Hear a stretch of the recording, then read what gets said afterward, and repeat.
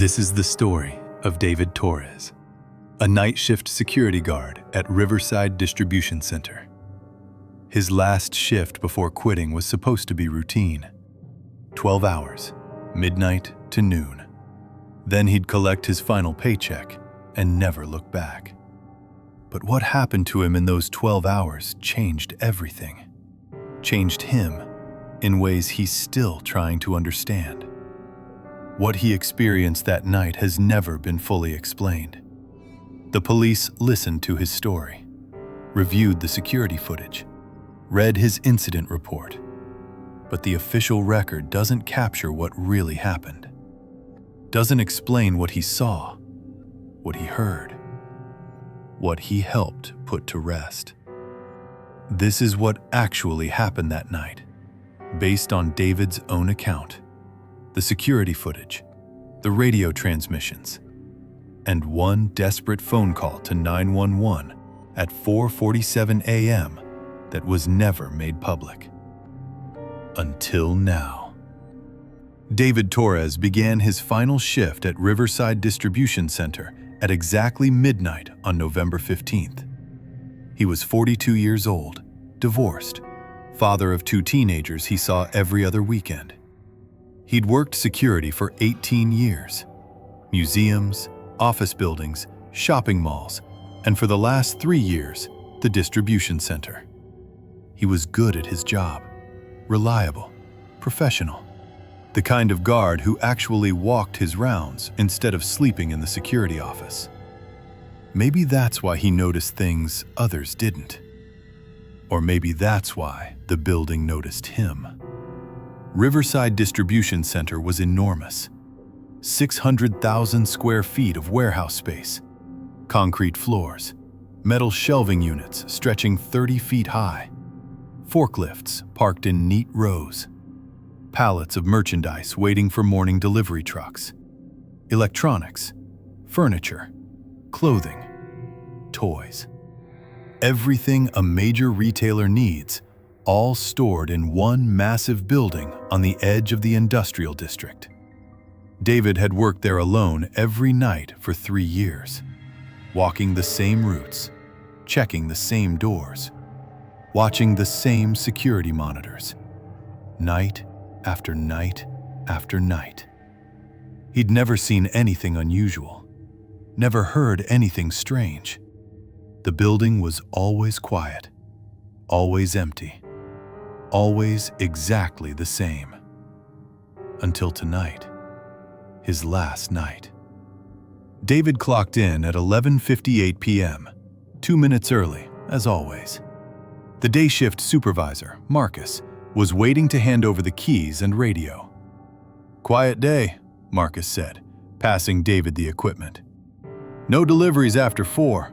Building's been empty since 6. All yours." "Same as always," David replied, clipping the radio to his belt. "Any issues I should know about?" Marcus hesitated, just for a second.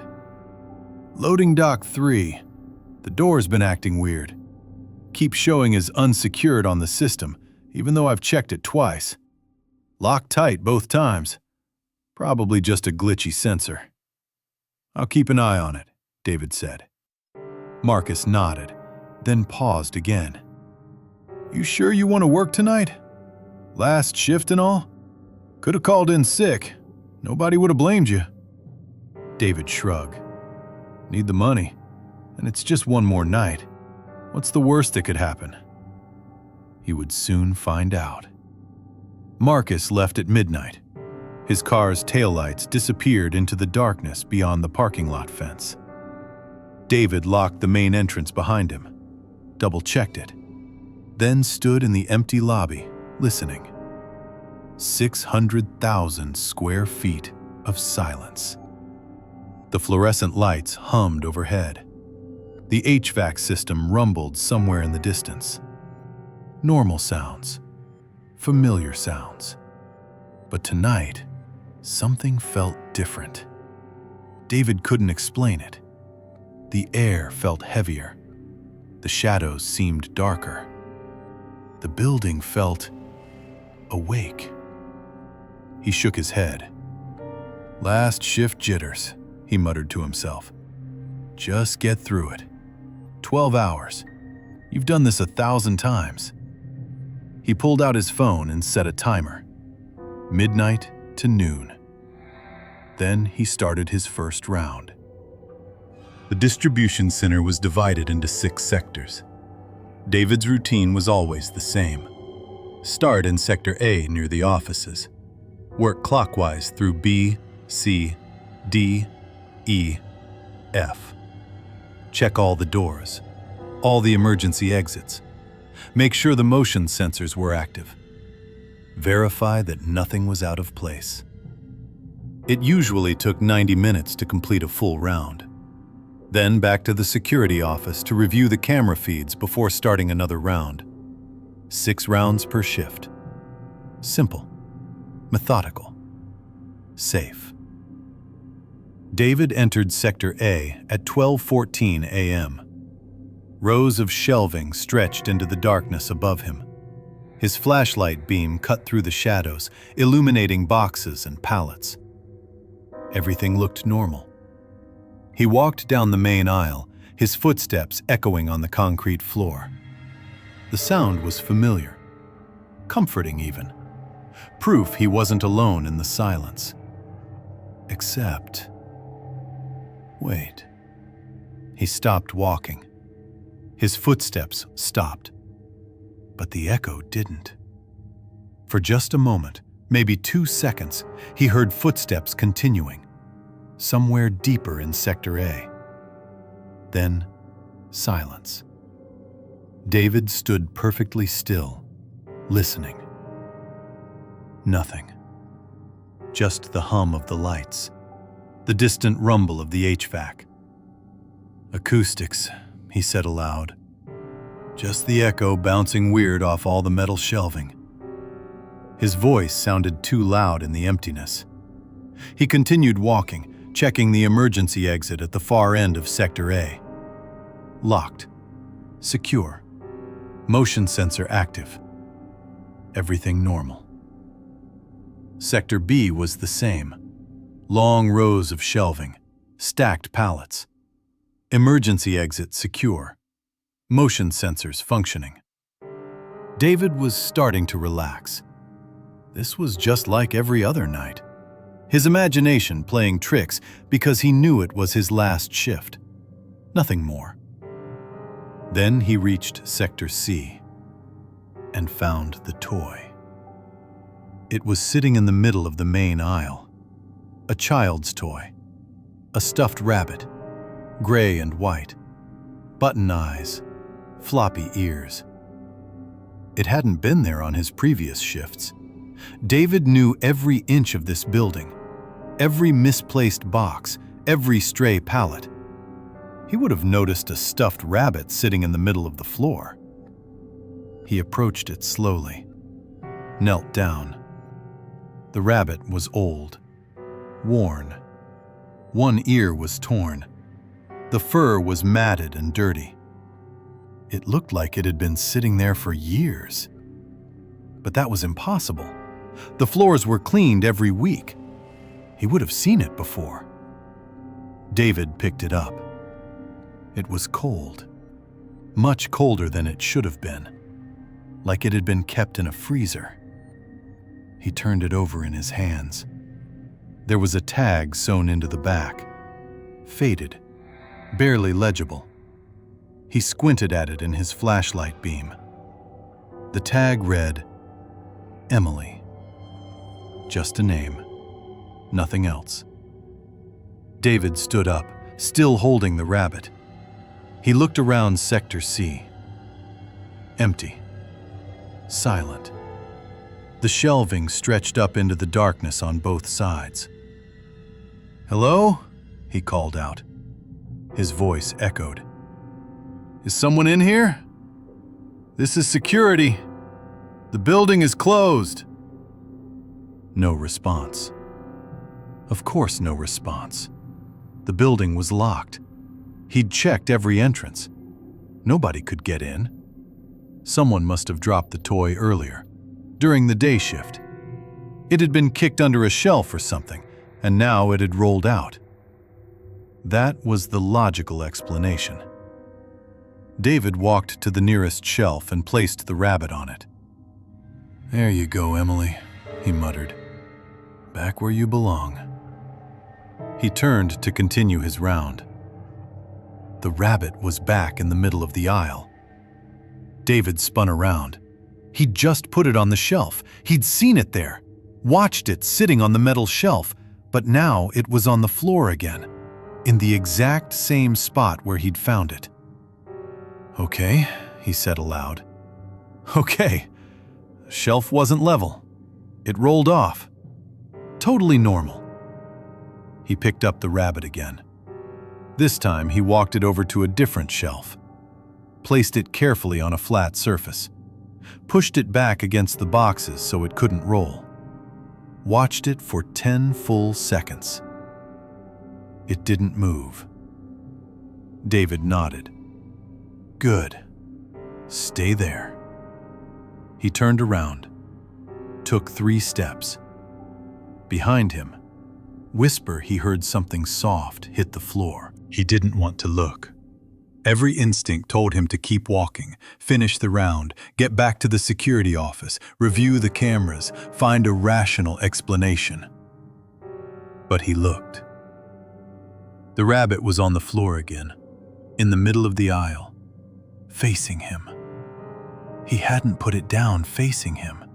He placed it facing the shelf. He was sure of it. David's hand moved to his radio.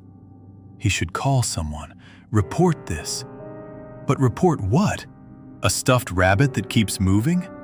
They'd think he was crazy. Hell, he was starting to think he was crazy.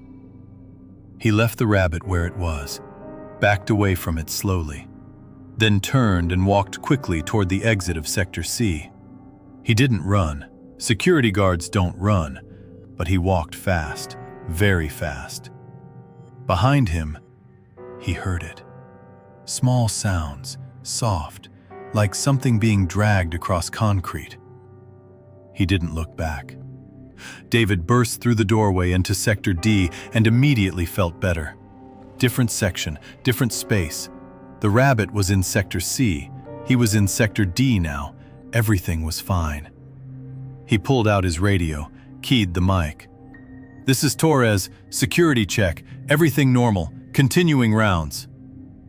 Why did he say that? There was nobody on the other end. He was alone.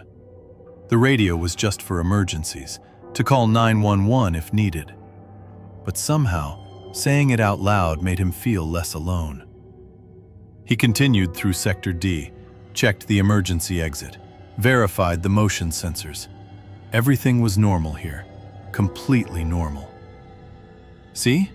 Nothing to worry about. Just a weird thing with the rabbit. Probably fell off a delivery truck earlier, got kicked around. The building settling made it roll. Simple explanation. He was almost starting to believe it when he found the second toy. This one was in Sector E, a toy truck, red and yellow plastic, sitting in the middle of the aisle, just like the rabbit had been. David stopped walking, stared at the truck. Okay, 2 toys, 2 different sectors. Someone had definitely been in here. Kids of an employee, maybe? Snuck in during the day shift? That made sense. That was logical. He approached the truck. Like the rabbit, it was old, worn. The paint was chipped. 1 wheel was missing. And it was cold. Very cold. He picked it up. There was a name scratched into the bottom in child's handwriting. Michael. David set the truck down carefully on a nearby shelf, watched it for a moment. It didn't move. Good. He continued walking, got 5 steps away. Behind him, plastic wheels rolled across concrete. He turned around. The truck was in the middle of the aisle again, but now it was closer to him. Maybe 3 feet closer than where he'd originally found it. "No," David said aloud. "No, no, this isn't happening. Floors aren't level, buildings settling, vibrations from the HVAC making things roll. That's all this is." The truck didn't move, but David had the distinct feeling it was watching him. He backed away from it, turned around, and saw the rabbit. It was sitting in the aisle ahead of him, the rabbit from Sector C, 20 feet away, sitting in the middle of Sector E, facing him. That wasn't possible. He'd left it in Sector C. The sectors were separated by fire doors.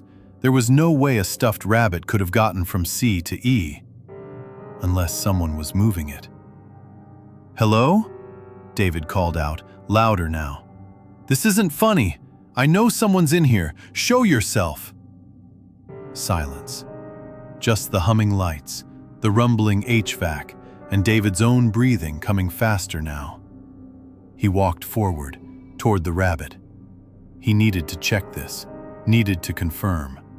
If it was the same rabbit, it would have the tag, the name, Emily. He reached it, bent down, picked it up, turned it over. The tag was there. Emily.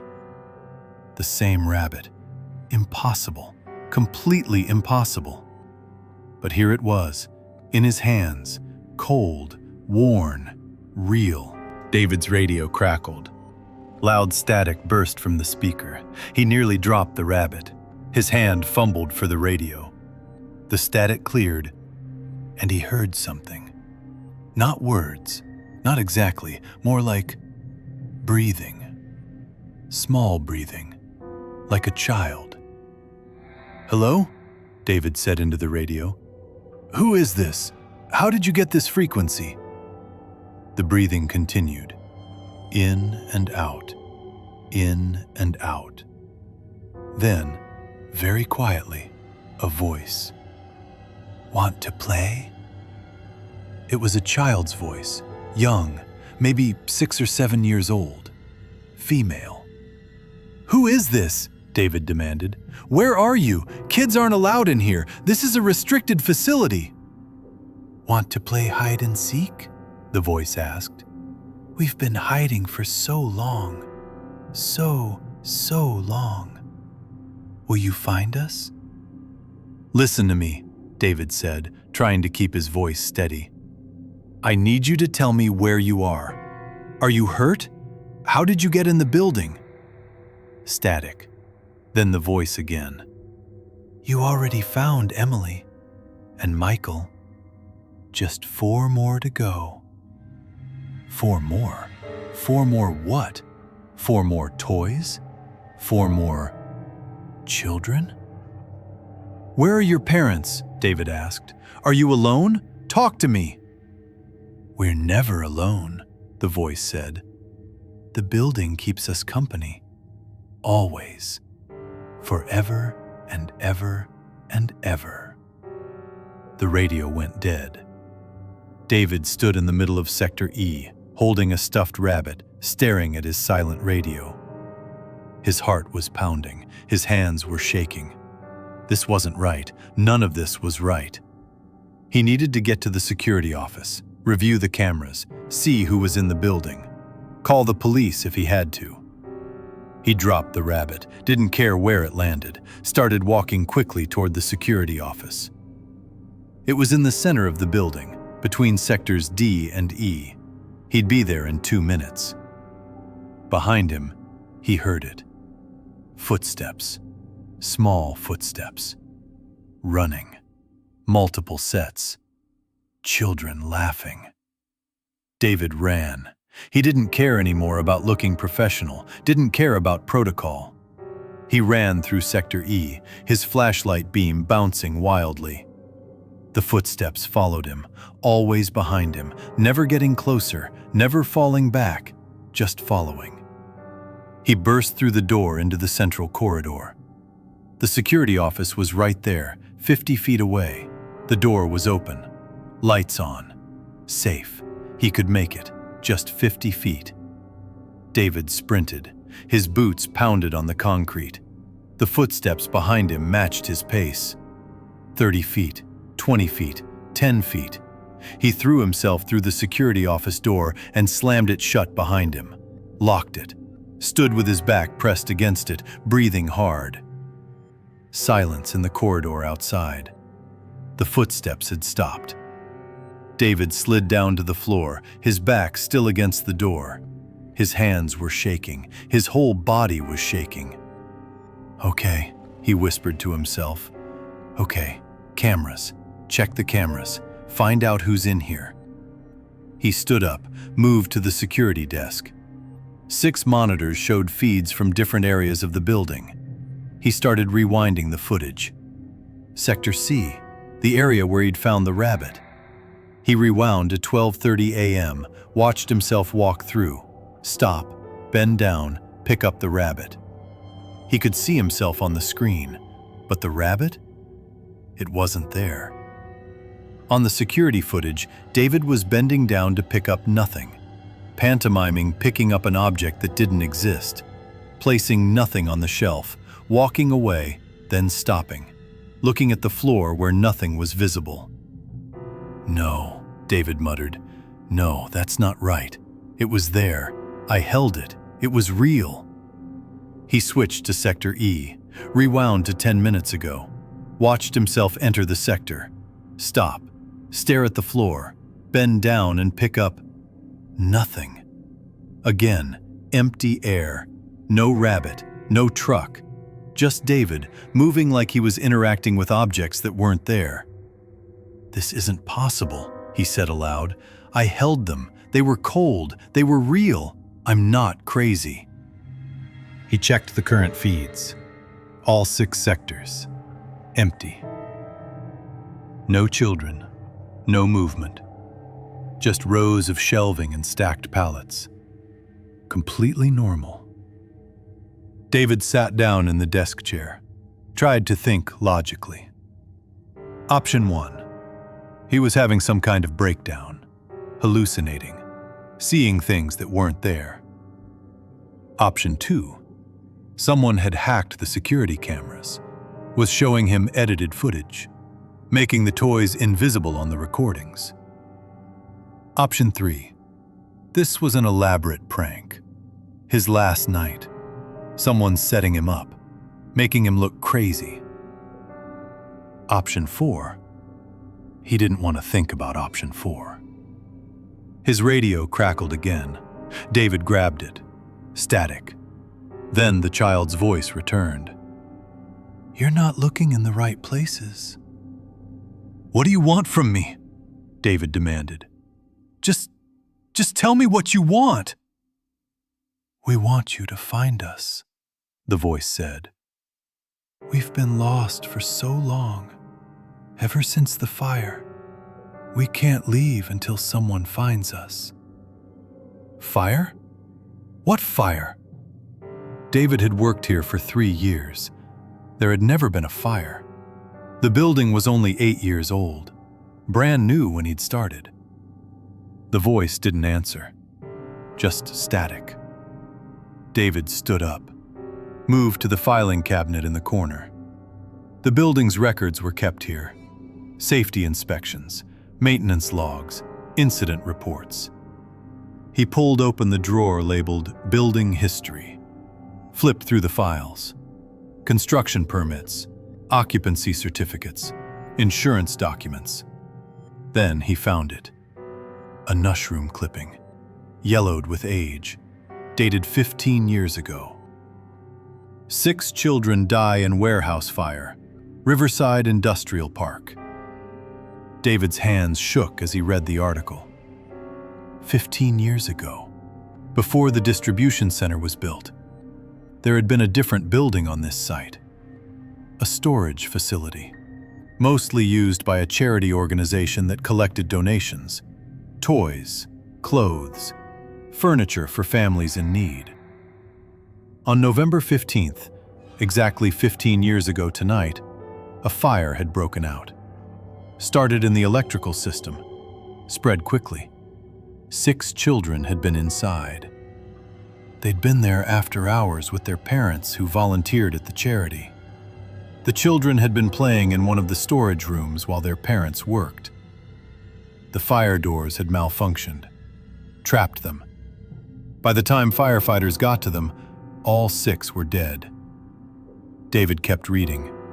The names of the victims. Emily Morrison, age 7. Michael Chen, age 6. Sarah Rodriguez, age 8. James Okafor, age 5. Lily Patel, age 7. Christopher Williams, age 6. 6 children. 6 toys? He'd found 2 so far. Emily's rabbit, Michael's truck. That meant 4 more were still in the building, waiting to be found. David looked at the date on the newspaper clipping again. November 15th. 15 years ago. Tonight was November 15th. The anniversary. Oh God, he whispered. His radio crackled. This time, multiple voices. All children. All speaking at once. Find us. We're scared. It's dark here. We want to go home. Please help us. Find us. Find us. Find us. David stood frozen in the security office, listening to the chorus of young voices. They weren't threatening him. They weren't trying to scare him. They were asking for help. 6 children who died terrified and alone, trapped in a fire 15 years ago. And tonight, on the anniversary of their deaths, they were reaching out, asking to be found. David made a decision. He picked up his flashlight, unlocked the security office door, stepped back into the corridor. "Okay," he said aloud. "Okay. I'll help you. I'll find all of you. Just show me where to look." Silence for a moment. Then, from somewhere deep in the building, he heard it. Children laughing. Not the creepy laughter from before. This was different. Joyful. Relieved. Excited. Like kids who'd just been told they could finally go home. David walked back into Sector E. The rabbit and truck were still there, right where he'd left them. He could see them now, solid, real. He picked them both up carefully. "Emily, Michael, I found you. You're not alone anymore." He carried them back to the security office, set them gently on the desk, then headed out to find the others. Sector F was next.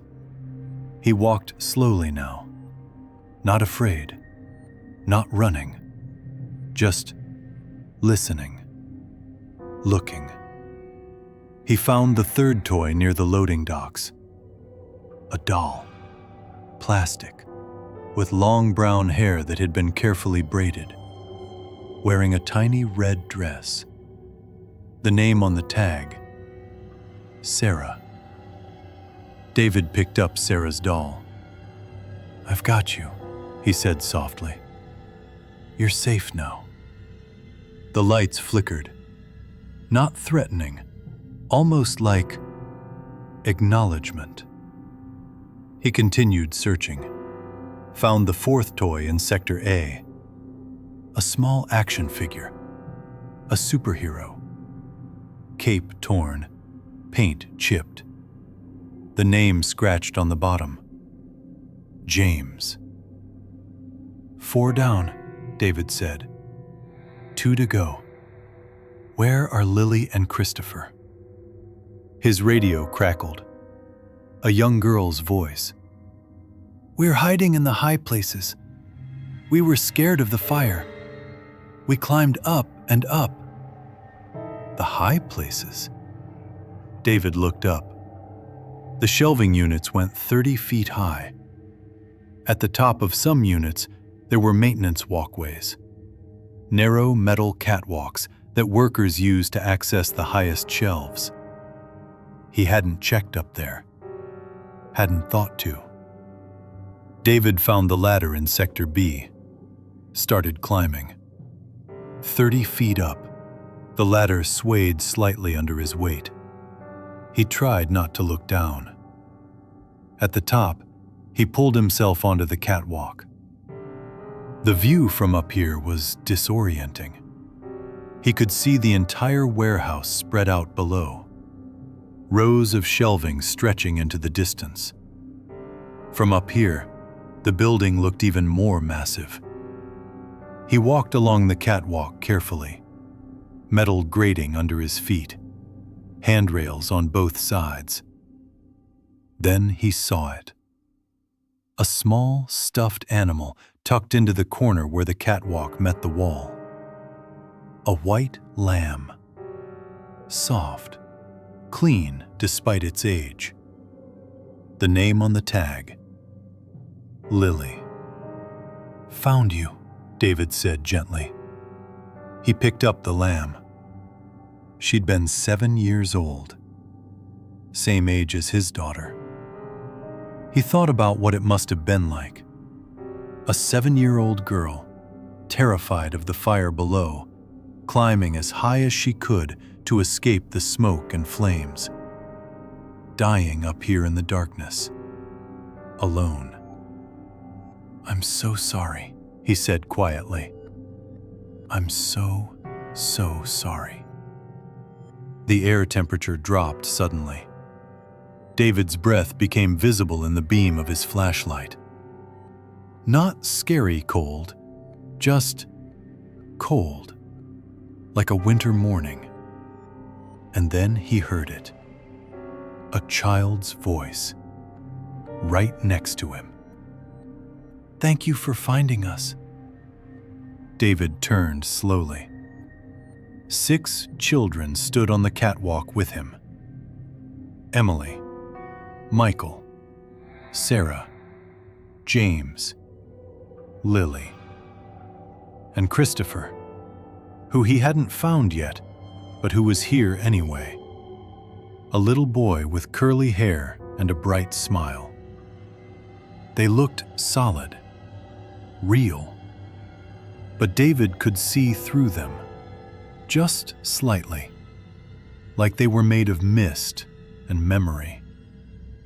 "You're welcome," David said. His voice was steady now. Are you okay?" Emily, the girl with the rabbit, stepped forward. "We were scared for so long, trapped in the dark, in the in-between place. But you found us. You remembered us." "What happens now?" David asked. Do you need me to do something else?" The children looked at each other, then back at David. Michael spoke. "We just needed someone to see us, to know we were here. We couldn't leave until someone found us. All of us." "The building is built on our memory," Sarah added. "Every night we wake up on the anniversary, and we try to get someone to see us, to find us. But no one ever does." "The other guards always ran," James said. "They got too scared.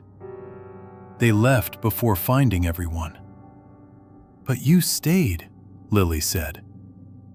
"You helped us, even though you were scared." Christopher, the youngest, held up a toy car. The 6th toy. "This is mine," he said. "You don't have to find it. We're all here now." The children began to glow. Softly, like they were lit from within. "Thank you, David," Emily said. "We can go home now." "Wait," David said. Where will you go?" The children smiled, all 6 of them. "Somewhere warm," Lily said. "Somewhere the fire can't reach us." "Somewhere our parents are waiting," Michael added. The glow grew brighter. David had to shield his eyes. When he looked again, the children were fading, becoming transparent, becoming light. "Goodbye, David," they said in unison. Thank you for seeing us. Thank you for remembering." Then they were gone. The catwalk was empty. The temperature returned to normal. The only evidence they'd ever been there was the stuffed lamb in David's hand, and the 5 toys he'd collected downstairs in the security office. David climbed down the ladder slowly. His legs were shaking, not from fear, from he wasn't sure what. Relief? Sadness? A strange sense of peace? He gathered all 6 toys, laid them out carefully on the security desk.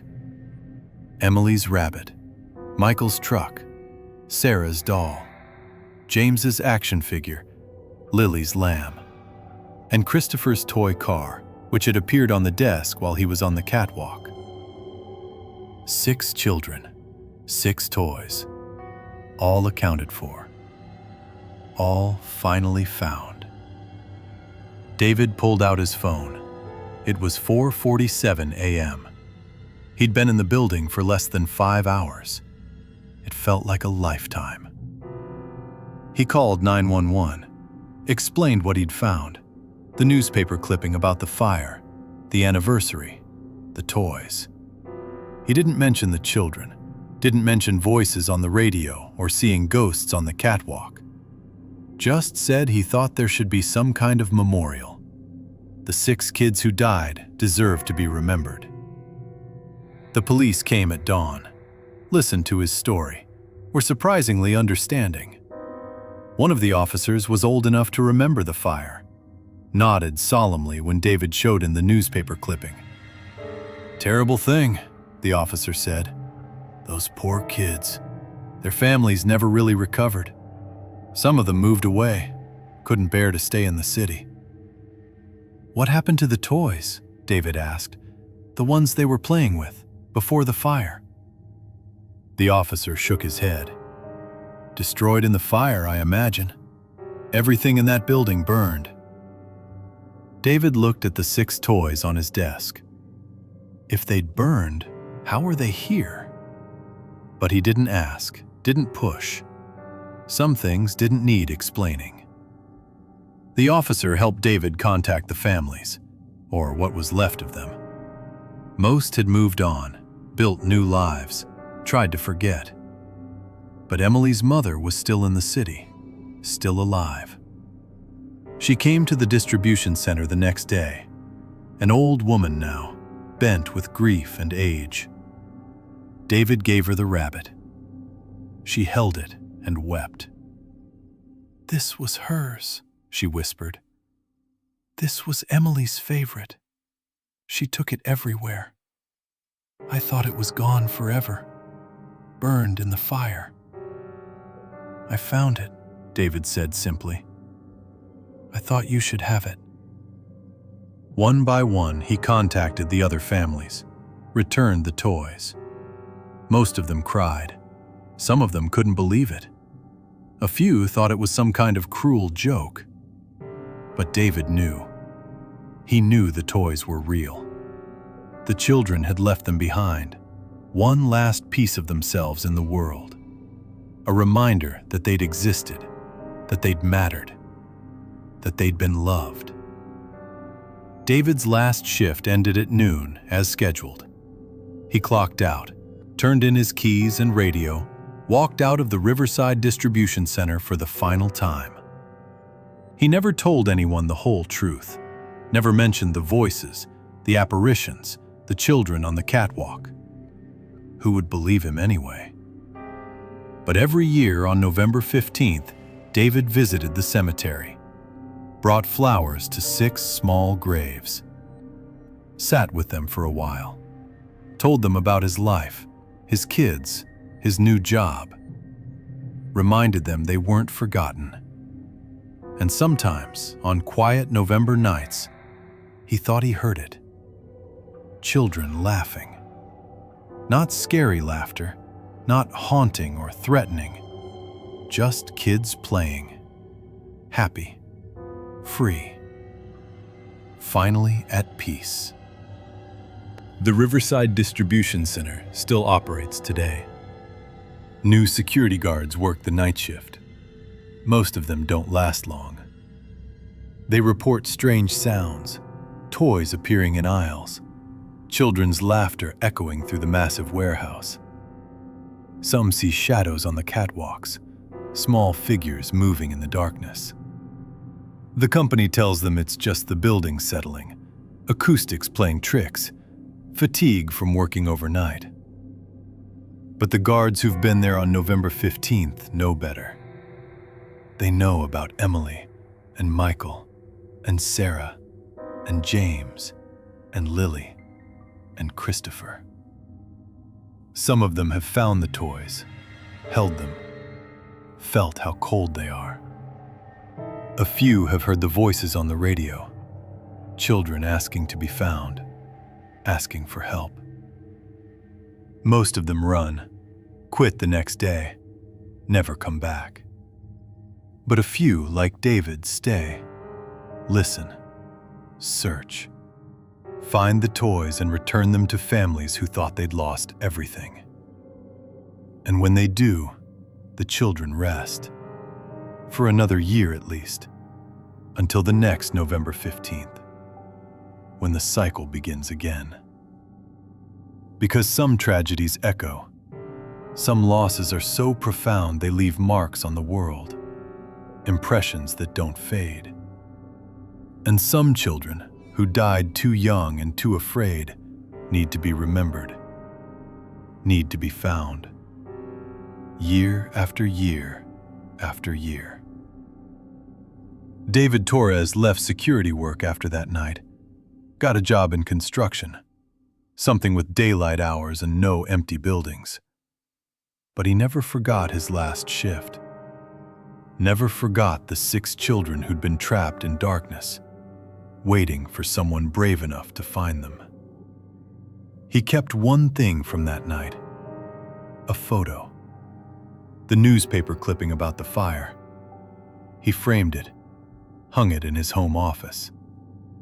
Under the headline, he wrote in permanent marker, Emily, Michael, Sarah, James, Lily, Christopher, never forgotten. His daughter asked him about it once. "Who were they, Dad?" David smiled. "Just some kids who needed help," he said. "And I was there when they needed it." That was enough. Sometimes, helping someone doesn't mean saving their life. Sometimes it just means seeing them, acknowledging they existed, remembering their names. And sometimes, that's all a ghost really wants. To be remembered, to be found, to finally go home.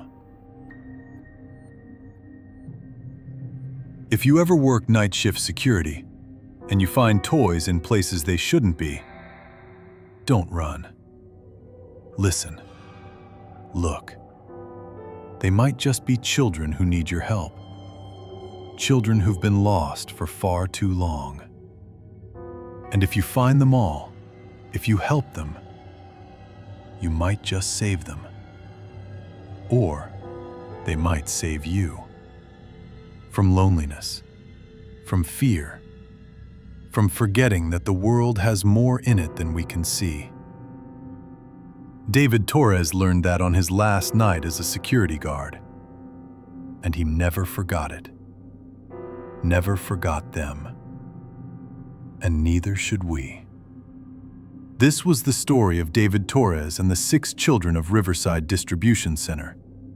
A story of loss, of tragedy, but also of compassion, of remembrance, and of 6 small souls who finally, after 15 years of darkness, found their way home. Thanks to one security guard who was brave enough to see them, who cared enough to find them, who loved them enough to help them rest. May we all be so brave when the lost come calling. May we all have the courage to see what others refuse to acknowledge. And may we never forget the children who left us too soon. Their names, their stories, their light. If this story moved you, please subscribe for more tales of the supernatural and unexplained. Not all ghost stories are about fear. Some are about compassion, about healing, about helping those who can't help themselves. Share your thoughts in the comments. Have you ever worked night shift? Ever experienced something you couldn't explain?